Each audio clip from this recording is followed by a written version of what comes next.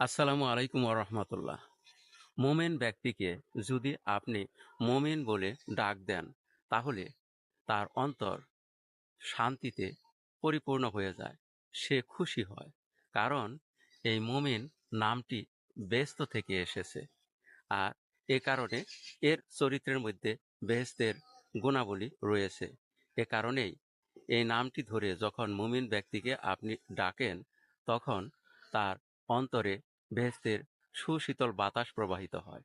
আবার মোনাফেক ব্যক্তিকে যদি আপনি মোনাফিক বলে ডাকেন, তাহলে তার অন্তরে মনে হয় যেন বিচ্ছু দংশন করে চলছে এবং তার অন্তর জ্বলতে শুরু করে। সে অগ্নি মূর্তি ধারণ করে। এর কারণ হলো, এই মোনাফিক শব্দটি এসেছে দোজক বা জাহান্নাম থেকে। জাহান্নাম থেকে এর উৎপত্তি বলে এই মুনাফিক শব্দের মধ্যেই রয়েছে জাহান্নামের চরিত্র। অর্থাৎ এই যে মুনাফিক, তাকে মুনাফিক বলার সাথে সাথে তার অন্তরে জাহান্নামের আগুন জ্বলতে শুরু করে এবং সে আগুন দাউ দাউ করে জ্বলে। এ কারণে সে তার সেই অগ্নি স্ফুলিঙ্গ প্রকাশ করে তার আচরণের দ্বারা। ধন্যবাদ।